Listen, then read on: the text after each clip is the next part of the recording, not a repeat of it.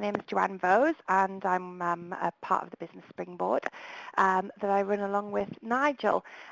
It's lovely to see some familiar faces on the attendee list. Welcome back to those of you who listened to me talk before, and welcome to new people on there too. It's a pleasure to have you on board, and hopefully you will enjoy this afternoon's webinar, which incidentally is one of my favourites because I am a bit of a Christmas bod, and I do love the festive season from a personal point of view.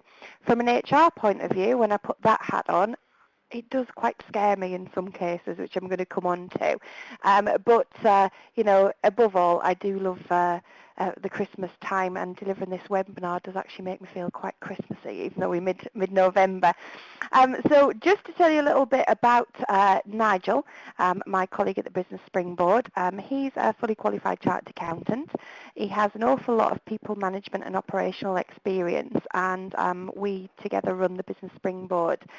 We both are practitioners as well as trainers, which I think gives us quite a bit of a uniqueness in the training field.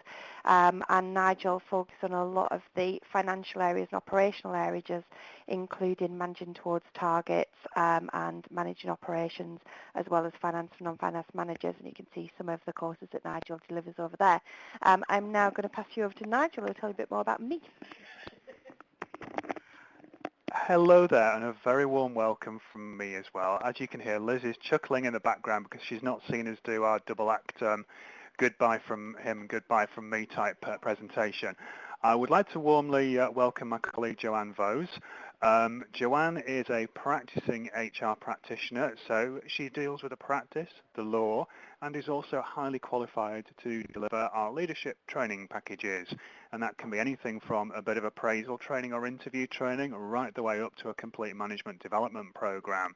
And that's certainly the bit that she enjoys doing, and I'm sure that you're going to very much enjoy listening to her talk about Christmas, because I've been listening to it for about 4 weeks now. Okay, a little bit of housekeeping. As always, those of you that I know will be saying, oh no, he's put this slide on again, but it is important that what we're trying to do today is raise your awareness towards things, and certainly on some of the bits I'm going to cover, there are a couple of sort of PAYE type things just to remind you of, and there are also a couple of Bribery Act type things which I'm going to remind you of.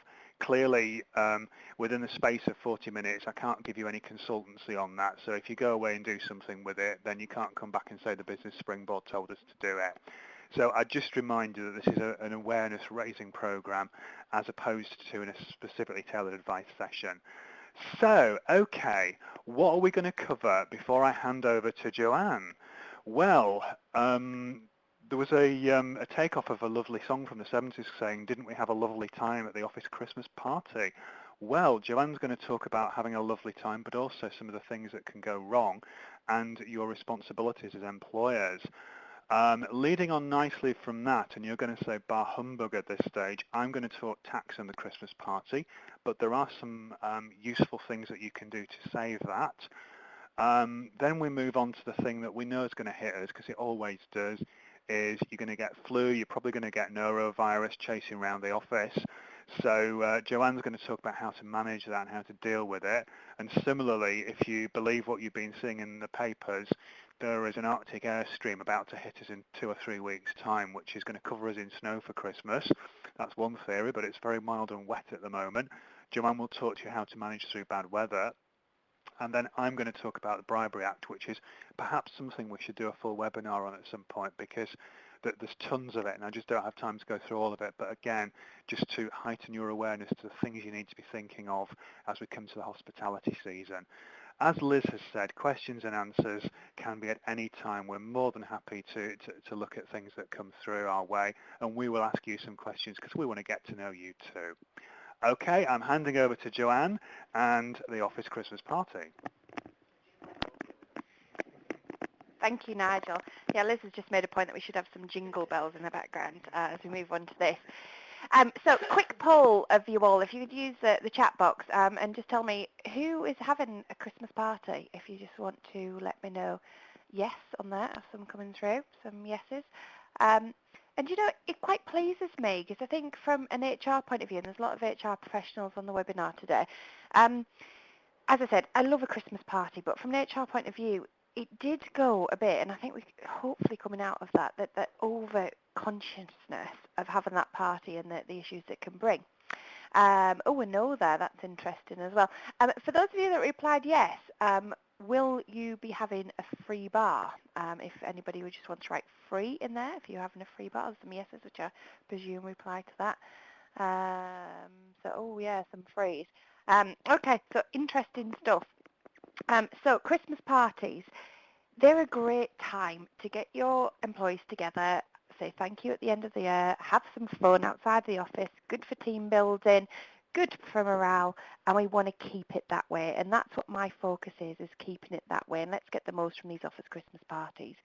Um, I have unfortunately been on the other side and I've dismissed people after Christmas parties, which is never a pleasant thing to do and not something that none of us, we don't want to be in that position. So we need to think quite carefully about the Office for Christmas Party and our obligations as employers. So yeah, it is all good fun, but what about when it goes bad and what can we do to preempt this and make sure things don't go wrong? The reason why I asked about the free bar is unfortunately look around a lot of the articles on this, alcohol plays a big part, and I am, when my clients ask me about Christmas parties, one of the first words out of my lips usually, don't have a free bar. I am all for a few free drinks vouchers, and I think that can work very well, but remember, we've got a duty of care as an employer. Now, it is, and sometimes contrary to popular belief, the employer is liable for other people's actions, even at a Christmas party, even if it's held outside of normal working hours and at a different venue. We have a duty of care still to provide a safe working environment. It's a work event. It's organised by us. Even if it's not financially contributed by us, we still have a duty of care to provide that environment.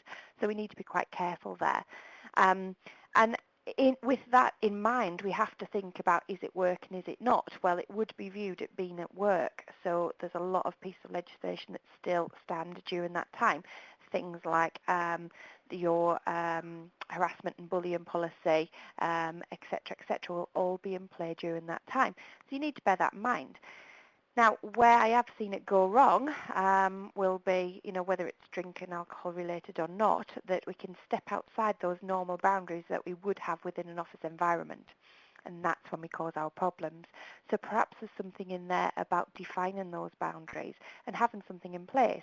Now, I'm a realist. Anybody who's listened to my HR webinars before will know that it's about applying this to the organisation, making sure we do it so fairly, but let's have a bit of degree of common sense in there as well.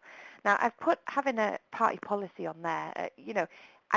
I'm not by any means saying that you have to write a separate whole big party policy of how to behave at the office Christmas party, but perhaps have some reference in there in your handbook, if you do have one, or any sort of policies about how it's going to be, that there is a general acceptance that people know that this is a work event and there are some standards that you would be expected to adhere to. So have a think about that, and one of the biggest things can be harassment. The one incident that I cited earlier about dismissing somebody was where there was a fight at a Christmas party, and I ended up having to dismiss somebody after that. It was a quite extreme circumstances. There was a relationship involved, etc. But it came down to harassment, and people need to be aware that those principles still come into play at the office Christmas party. Now, whether you believe that alcohol may fuel this, may be something you've got to know your staff as well and look to limit it. If it's a free bar, is there a cap? Is there a limit? Is there some easy you can manage that with drinks vouchers? So everybody, for example, gets a couple of drinks vouchers. Do you just put wine on the tables? Whatever you choose to do.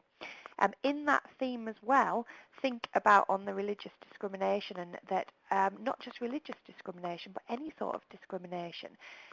You don't want people to feel obliged to drink alcohol, obliged to turn up, obliged to be uncomfortable, celebrate something that they perhaps wouldn't normally celebrate within their particular beliefs. So we've got quite a bit of a minefield there to consider. Again, you need to give some consideration, but remember what your sole aim is. I am all for a good get-together and the good team building and the things they can bring, but we need to think this through. So let's think firstly on the discrimination. Just be aware that everybody is individual, and that there are different religions and cultures, and think about the discrimination in there. There's no harm whatsoever in celebrating Christmas, because we can do that, and it's fine to have a Christmas party, but just be aware that not everybody might want to join in and have that celebration, and that will be completely fine.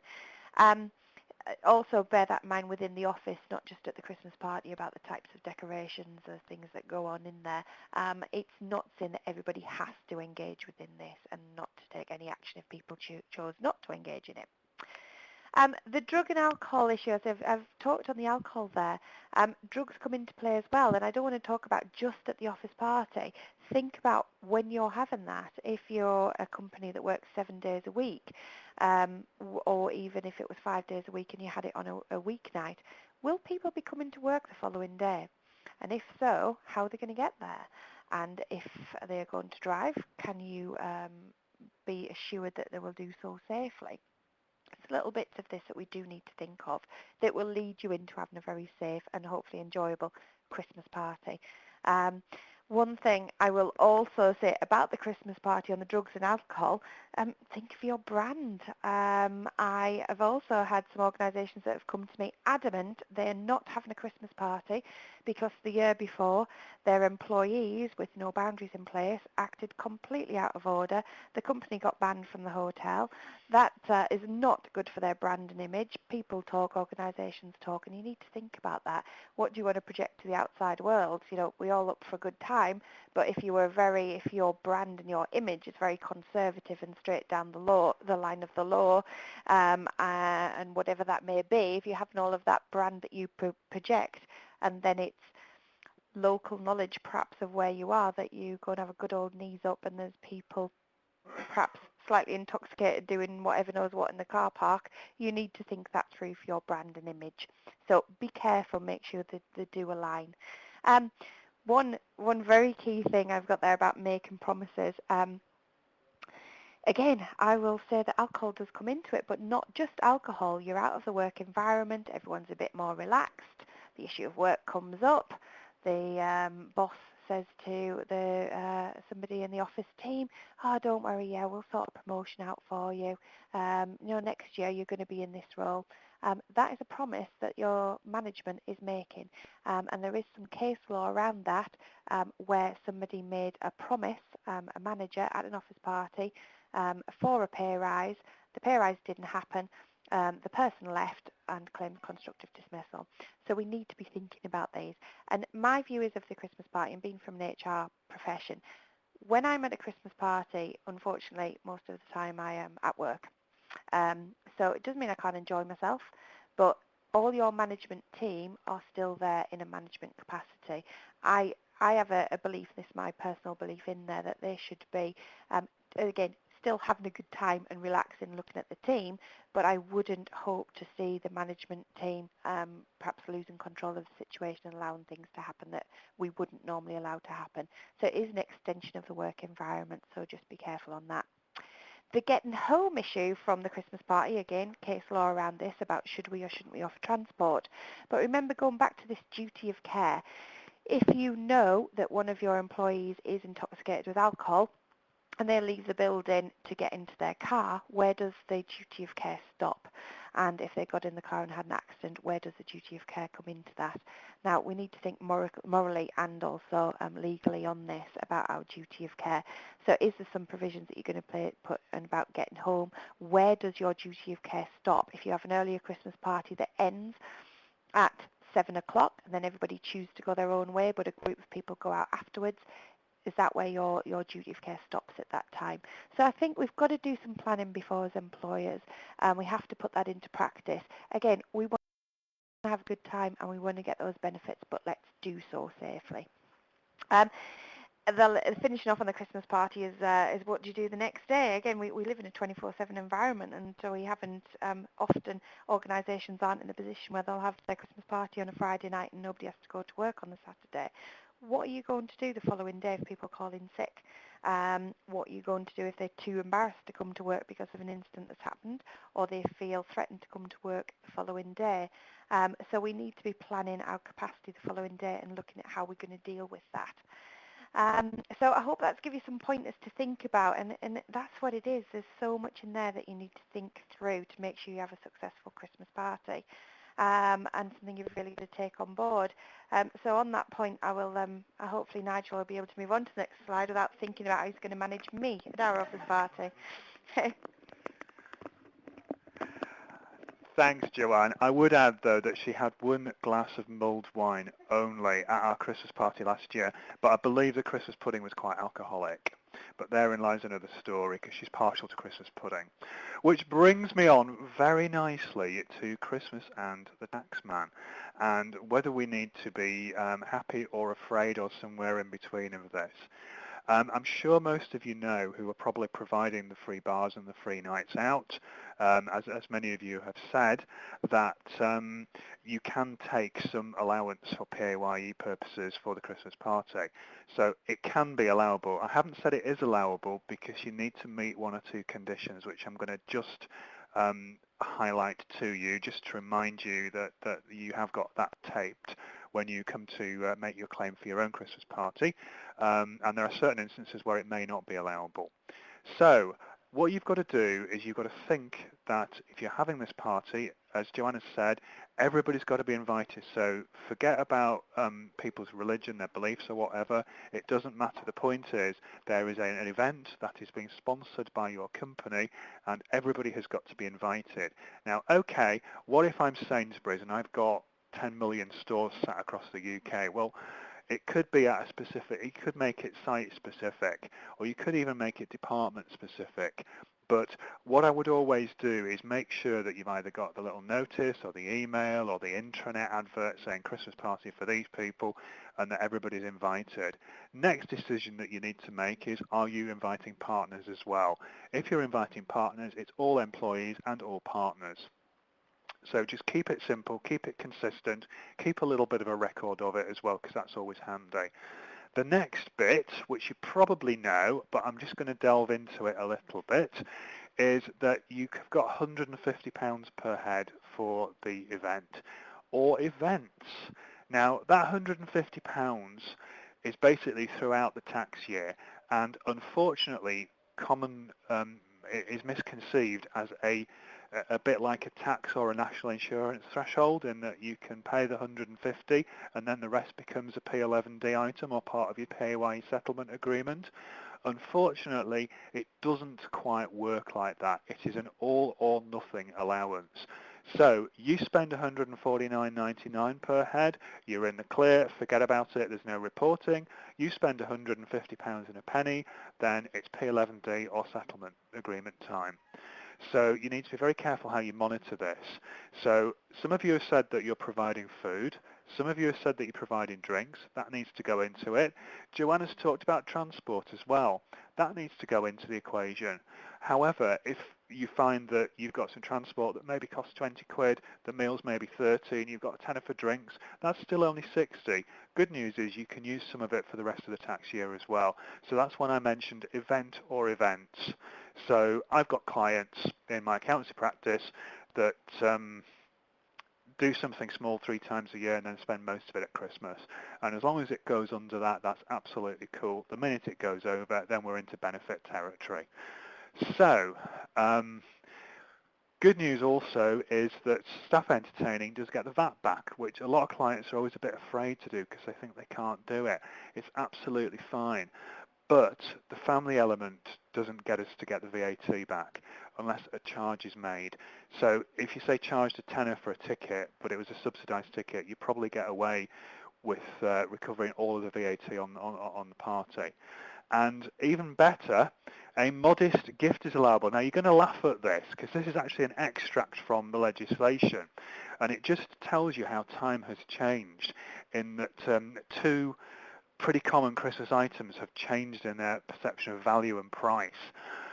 The revenue give the example of you can give your members of staff a turkey or an ordinary bottle of wine. Now, I don't know whether any of you have been into the supermarket or tried to do your online order lately, but the last time I looked, an ordinary bottle of wine and a turkey were not the same cost. The turkeys I was looking at, I was absolutely passed out. Some of them are about 50 or 60 quid, and that's not a 3-bird roast from Waitrose or anything like that. But yet your wine, you're probably looking at sort of £7, £8, £9 for a decent something that's quite drinkable. Yet you could get a bottle of Bollinger for less than the price of a turkey. You got the bottle of Bollinger, you'd probably get challenged on it, but with the turkey you probably wouldn't. So I suppose there's only one word to describe that, which is stuffing. Right, on that note, bringing stuffing to witness winter sickness, I'm going to hand over to my colleague Joanne. Thanks, Nigel. Nigel obviously wasn't using me as an example of ordinary wine. He doesn't know how expensive my taste is. Okay, so moving on to your winter sickness. Now, you do find that looking around at organisations that sickness levels tend to increase in the winter months. Now, the reasons we can look to that could be genuine sickness absence. We have lots of flus and colds and tummy bugs and what have you else that goes on during the winter. Also, people tend to have less holidays in the winter than in the summer. Generally, I'm speaking here. So that could play a part in it too. But is there another element too? In the winter, I'm more inclined to have these duvet day or other sickies that I've put out. It might be non-genuine sickness absences, but it's cold and dark and I don't really want to get out of bed and it's nice and warm and cosy in here, so I might have a day off. Or Christmas is coming and I haven't done my Christmas shopping and I might just take the odd day to go and do it. So we need to be aware that sickness levels often do increase in the winter months, and we need to look at how we're going to manage these. And this should be very fairly and consistently as per your normal policy. And sickness absence is a bit of an area that I have specialised in the past. I find it very interesting that we can do so much to manage it. It's quite simple. Often lots of organisations don't do, but it is definitely something that has a massive cost to companies, and we need to be managing it. So look at your policy, have a good policy in place, make sure it's implemented, do what you say you're going to do, make sure your managers are trained on how to implement attendance management policies. That's an absolute key to it. Make sure that the policy covers both support and outlines consequences of absence. Is there going to be a difference between short-term and long-term? I usually differentiate between the two. Short-term is anything under 3 weeks, long-term is anything over. And they may be looked at in a slightly different way. Absolutely essential, and I'm always, you would be surprised how many organisations do not record and accurately monitor attendance. Let's have some records, let's look over it. Even if you do input into a night system, how often do you quite look back and see it? It's always good to reflect back on a calendar type. Are there any patterns, Friday, Mondays, certain days of the week that anybody might be falling into absence that we may have to have a look at? Things you may want to look at as a company to reduce, private healthcare has got a massive cost. It's also a benefit, but we don't need to take it as far as that. But what we're trying to do here is to ensure people are fit and healthy to be at work. So something like immunisations can be a really good route for an organisation to take to protect their company, which can be seen as a benefit to the employees, but also actually helps to reduce sickness absence. The other things that we could look in there are flexible working. Are there any working from home measures that we can put in place to perhaps avoid some of these non-genuine absences, etc. And Nigel has asked me to remind you that actually the cost of the flu jab to give your employees is not seen as a benefit from HRMC, so it wouldn't be on your P11Ds in there as well. And, for the price of a flu jab, which is under £10 often, if you immunise your staff and that's going to reduce your absenteeism, that could be a good investment to make. And moving on to bad weather, so yeah, there's all sorts in the press at the moment. I think we had a very mild year last year. I don't even think we had any snow, but before that we had a couple of really bad winters, which obviously are going to have an effect on how people get to work. So it's something we have got to consider and do some forward planning on. What are we going to do if an employee is late or doesn't attend the office in bad weather? Are we going to put that as holiday, offered holiday? Are we going to say it's unpaid leave? They're going to call in sick because they feel no other options, and then we're going to have a skewed and non-true absence reporting? Are we going to let people work from home, work flexible hours? These are all the options that you have got. At the end of the day, you need to be fair and consistent. There's no statutory right for people to have time off because it snows. There is some protected and degrees of fairness if people genuinely can't get in. Of course, what they do have protected rights about is domestic leave, because often in periods of bad weather, schools close. If the school's closed and the children are at home, somebody needs to look after the parents. We cannot take any action for domestic leave, but we can start to look at how we may look to work flexibly with us, as they use holidays, have some flexible working to help people through this time. I'm a working parent myself, and the school closing is it fills me full of dread, because I've got to get to work. So it's not a stress-free situation for any parent, and we need to do what we can to get the best for everybody. Look at your culture. How's that reflected? Are you the type of the organisation that would encourage that, or do you have a very autocratic culture where it'll be black and white and people are told what to do? You also need to think about when it would be fair to discipline when people don't come into. What you're actually looking to achieve this. Because you've got to put yourself sometimes in the employee's shoes. And if you're desperate to come to work, and 2 years ago where I live, the road was literally closed because of snow drifts, so I couldn't get out of the village. If I was an employee desperate to get to work and I physically couldn't, and you disciplined me, remember, employment's a two-way thing. We've got to think of this relationship. So let's look at some other options to get the best from staff. Also bearing in mind that this could be something that is abused, so just be careful in there too. Okay, and finally, passing back to Nigel. Okay, thank you, Joanne, and thank you for your weather forecast. Let's move swiftly on. This one is an interesting one because it's been around for a while and actually doesn't just cover the Christmas party.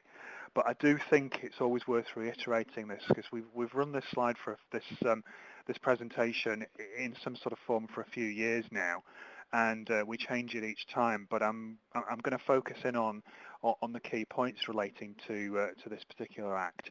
What I'm going to do while I start to introduce it is if people want to tell me if they have a Bribery Act policy in place within their working environment. I know the last company I worked at did, and some do, some don't, so I'd just be interested on a straw poll, and Liz will collect that data for me as I carry on talking. So I'm going to read a little bit from the act, and I promise this isn't going to be a really dry legal slide, but I am just going to read this particular bit for you.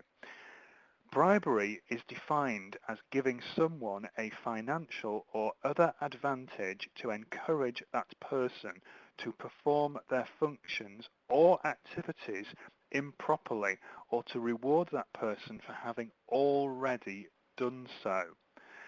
So if you sort of digest all the bits of that, it's basically getting somebody to do something that they shouldn't, if in a nutshell, in my Yorkshire straight speak here. And believe it or not, there are two types of offence. One is giving a bribe, which is called active bribery, and the other one is agreeing, not necessarily receiving it, but agreeing to receive a bribe, which is called passive bribery, surprisingly. And this splits itself into three ways, and there's one which I'm going to focus in on for us today, because obviously I could spend probably a full webinar on this subject. The types of bribery that we've got are bribing another person. So basically, I'll take Joanne out to lunch and she'll give me some extra training work. I don't think that's bribery quite, but she won't do it anyway.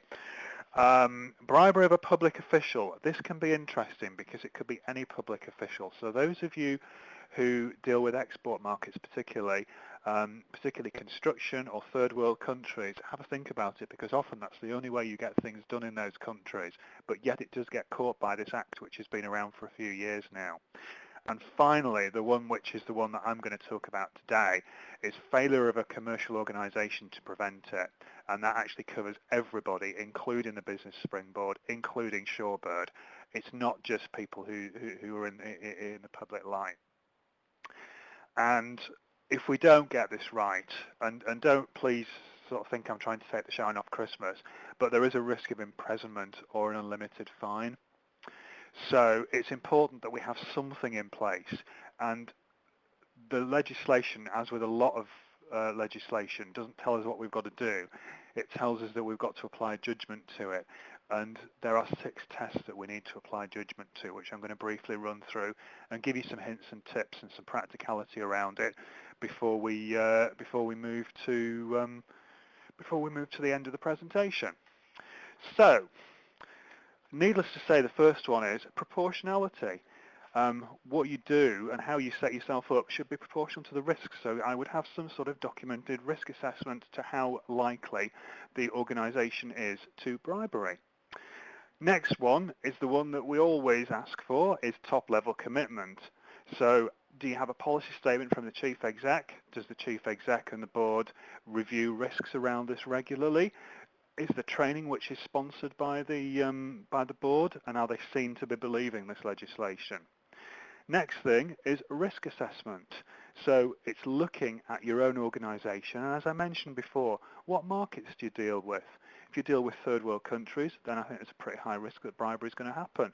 If you supply to smaller UK businesses, then probably not. So there's a whole guide, and Liz is going to pop the introduction to the Bribery Act, a link to it on the LinkedIn page as well at the end of the session, because I haven't got the time to go through it in any detail. Ongoing due diligence, so it's regularly updating what you do and understanding your market and understanding what your customers and suppliers are. Making sure that you communicate this regularly to your staff, and finally, having an ongoing monitoring process. Interesting point with this is it could be a director, it could be an employee, or it could be an agent who is subject to this. So basically, you need a framework in place that covers those three groups of people, and then if you are in a position where something has hit you, then you're in a position where you can, if you had to go to court, you could defend it. Anyway, the good news is that the information that you're going to get at the end of the webinar also says that hospitality is not necessarily a problem. So if you do get suppliers that take you out, you know, if they're just taking you out as a big group, as a customer group, then I don't think there's anything to worry about. I think if one of our suppliers organises us to have a jet aircraft take us to the south of France for a meal out or something like that, I think it would probably start raising some questions. So if people do receive gifts or corporate hospitality, you might want to have some sort of declaration process that's looked at by a compliance officer. That's what we used to do in our organisation. Little intranet form saying, I've got a case of wine, and then you can actually demonstrate that you're applying the Act. Anyway, that is all that I'm going to talk. I could go on forever about this, but that's all I'm going to say today, because we're running up to 40 minutes on the webinar already, and I'm sure Joanne has got something to wrap up with the webinar for us. Thank you, Nigel. And incidentally, I'm going to set a big hunt to find that supplier who's taken us to South France in the private jet, but we haven't got one of those at the moment. I hope you found the contents of that interesting. I think especially on the Bribery Act, it is around the time where we often receive gifts, and we just have to be careful to protect the organisation and put some practical things in there about disclosing them and make sure we're not at risk. So I've sincerely enjoyed delivering that. I love the Christmas time. Just if you did want to know more about the Business Springboard, our web address is on there, and we do deliver management leadership training in a wide variety of areas. We also have a schedule of pop-up courses. These are our ones in West Yorkshire, but we do run them around the rest of the country too. So some dates and times coming up to give you an idea of the types of programs that we do deliver in a masterclass schedule of half-day bite-sized chunks. So anybody wants any more information, that myself and Nigel will be happy to supply it. So that just leaves us at the end. If anybody does have any questions that they wish to post on there, do use the chat box, and we'll take any of them as we go through. Okay, Karen, let me just look at that one. Discuss it in family account against the one. I'll pass it over to Nigel to answer. Right, you need to read it out so you can see that. Does the cost of entertaining a family member count against the 150 per head of the employee? It's £150 per head, so it's £300 if there are two of them. Is that for a family member too? I think it's one partner is how I would view it. Yeah. So if you take a whole family out, then obviously if you've got two partners that are employees, then they could bring a partner each, so you get four. Or if you've got one person who's an employee, they'd only get one partner. Yeah, for both. Yeah. Okay, thank you very much for that question. And as time is moving on, I will pass over to Liz. But before I go, just wish you all a very Merry Christmas. Thank you very much. Bye. Thank you very much, Joanne and Nigel. There's lots of information there, lots of useful ideas and things to think about, certainly that's come out of that webinar, so thank you. Thank you, everybody, for listening today. And just to let you know, next week we are defending claims in the Employment Tribunal with Marie Walsh, and that's on the 26th of November. That's next Wednesday at the usual time of 1 o'clock. And by all means, connect with us on social media, via our website, or send us an email. Tell us what you thought. Any ideas insofar as future webinars for next year, always appreciated. And I do hope to see you again soon. And again, I won't wish you Merry Christmas yet because it seems too far away from me. I've got about 4 or 5 more webinars to deliver. So in the meantime, have a good afternoon and look forward to seeing you again. So thank you very much, everybody.